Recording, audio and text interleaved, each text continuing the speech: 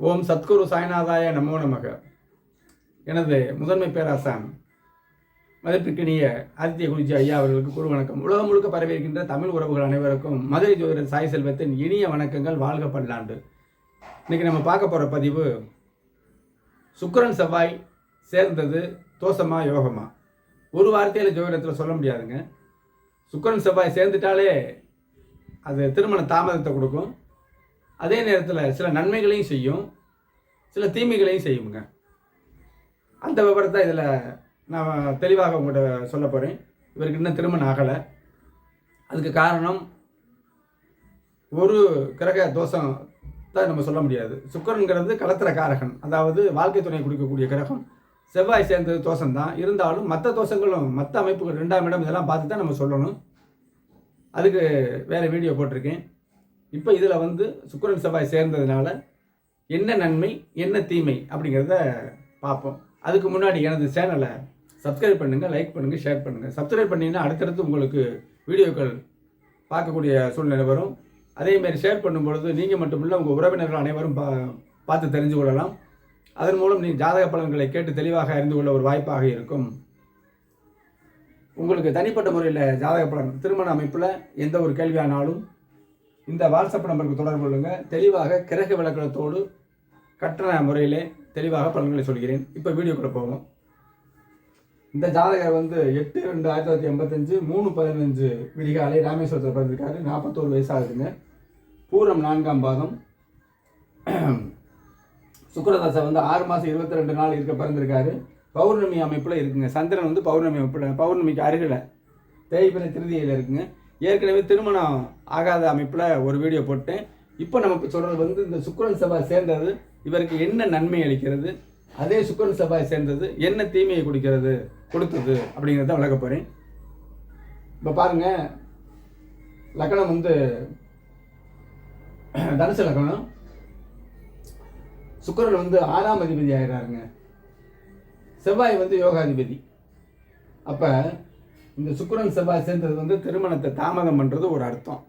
அதே நேரத்தில் உச்ச சுக்கிரன் செவ்வாயோட சேர்ந்து இந்த சுக்கிர மங்கள அமைப்பில் 10ஆம் இடத்தை பார்க்குதுங்க. அப்போ இவர் ஏற்கனவே சொன்ன ஸ்டேஷனரி ஷாப் வச்சுருக்காரு. புதன் தான் 2ஆம் இடத்துல இருக்கிற கிரகத்தை வச்சு தொழிலை சொல்லலாம். புதன் தான் பென்சில், பேனா, எழுது பொருள்கள், நோட்டு எல்லாமே தாங்க. அப்போ இந்த சனி பார்க்குறது திருமணம் 2ஆம் இடம்ங்கிறது திருமணத்தை தடை பண்ணுது. அதே நேரத்தில் புதன் குருவோடு சேர்ந்து யோகாதிபதி சூரியனோட சேர்ந்து 2ஆம் இடத்துல இருக்கிறதுனால ஸ்டேஷனரி ஷாப் வச்சுருக்காருங்க. அப்போ அந்த இடத்த 2ஆம் இடம் மட்டும் சிறப்பாக இருந்தால் போதுமா? 10ஆம் இடம் பார்க்கணும், 11 பார்க்கணும். ஏற்கனவே நான் வீடியோவில் சொல்லுவேன், ஒரு தொழில் சிறக்கணும்னா டிரான்சாக்ஷன் பண்ணக்கூடிய 2ஆம் இடம் செழிக்கணும். 10ஆம் இடம் தொழிலை குறிக்கக்கூடிய தொழில் ஸ்தானமான அந்த இடத்தையும் பார்க்கணும். இப்போ பாருங்கள், சுக்கிரன் செவ்வாய் சேர்ந்து சுக்கிரனோட உச்ச சுக்கிரனுடைய பேர் 10ஆம் இடத்துக்கு. தொழில் அமைப்பு இவர் சிறப்பாக இருக்கிறாரு, திருமணம் தான் நடக்கலை அப்படிங்கிறத நம்ம எடுத்துக்கிறோம். அப்போ இந்த சுக்கிரன் செவ்வாய் 10ஆம் இடம் பாவக சுபத்துவம்னு அர்த்தமுங்க. சுபத்துவ பாவத்துவத்தில் தான் பலன்கள் இருக்குது. நட்சத்திர அமைப்பில் எதுவுமே கிடையாதுங்க. நட்சத்திர தசா அமைப்புக்கு பார்க்கக்கூடிய விஷயம்தான் அது. அர்ச்சனை பண்ணலாம், இவ்வளோதான். என்னுடைய மேன்மைமிக்க குருநாதர் ஆதித்ய குருஜி அவருடைய அந்த சுபத்துவ பாவத்துவ சூட்சும கோட்பாடுகள் ஒவ்வொரு ஜாதகத்தையும் நான் நிரூபிக்கிறேன். அதில் அது நிரூபிக்கப்பட்ட ஜாதகம் தாங்க. அப்போ 10ஆம் இடத்தை இது வலிமை செய்யுது. சரி, தோஷம் என்ன?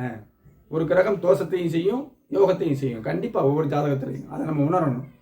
செவ்வாய் சகோதரனுங்க, சகோதரன். சுக்கிரன் சேர்ந்தது தோஷம். 11ஆம் இடத்துல ஏற்கனவே ராகு எதுக்கள் இருக்காங்க. அப்போ அந்த பலனை பெருசாக்குவாங்க.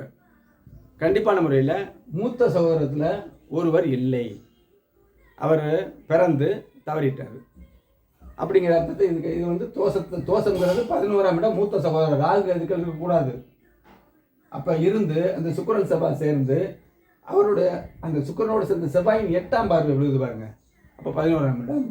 3ஆம் இடம் சனி, அவர் கடுமையாக இருக்கார். 3ஆம் இடத்தையும் பார்க்கணும்ல, மூத்தவங்களுக்கு செவ்வாயும் பார்க்கணும். அப்போ 11ஆம் அதிபதி சுக்கிரனும் உச்சமாக இருந்து இந்த செவ்வாயோட சேர்ந்த தோஷம். அந்த இடமளித்த குருவுமே சனியுடைய பார்வையில் இருக்கார். இப்படி சனி தொடர்புகள் வந்தாலே இருட்டு, பலன்கள் சரி இருக்காதுன்னு அர்த்தம். அப்போ இந்த ஜாதகத்தில் தொழில் வளத்தை பெருக்கிற அமைப்பில் இந்த சுக்கிரனுடைய பார்வை இருக்குது. அதே நேரத்தில் செவ்வாய்ங்கிறது மூத்த சகோதரம், அதுலேயும் மூத்த சகோதரர் ராகு அதுக்குள்ளே சம்மந்தப்பட்ட அந்த செவ்வாய் வீட்டில் ராகு. அப்போ இது வந்து மூத்த சகோதரத்தில் ஒருவரை பாலியத்தில் இழக்க வைத்தது. அதனால தான் ஒரு கிரகம் என்ன செய்யுதுங்கிறத வந்து அதுக்கு கிடைக்கிற ஒளியவும் அதுக்கு கிடைக்கிற இருட்டையும் வச்சு தாங்க நம்ம வந்து கனெக்ட் பண்ணணும். அதோடைய பலன்களை நம்ம பார்க்கணும். சுபத்துவம் பாவத்துவம், கிரக சுபத்துவம் கிரக பாவத்துவம், பாவக சுபத்துவம், பாவகத்துக்கு பாவம்னா ராசி, அந்த இடத்துக்கு கிடைக்கக்கூடிய இருள் மற்றும் ஒளி தொடர்புகளை, ஒளி மற்றும் இருள் தொடர்புகளை வச்சுக்கிட்டு தெளிவான பலனை சொல்லலாம். என்னோட ஜாதகம் பார்க்க திரையில் கிடைக்கக்கூடிய வாட்ஸ்அப்புக்கு தொடர்பு பண்ணினா எந்த ஒரு கேள்வியாக இருந்தாலும் கிரக விளக்கத்தோட சுபத்துவ பாவத்துவத்தை உட்படுத்தி பலன்களை தெளிவாக கேட்டு தெரிந்து கொள்ளலாம். நன்றி, வணக்கம்.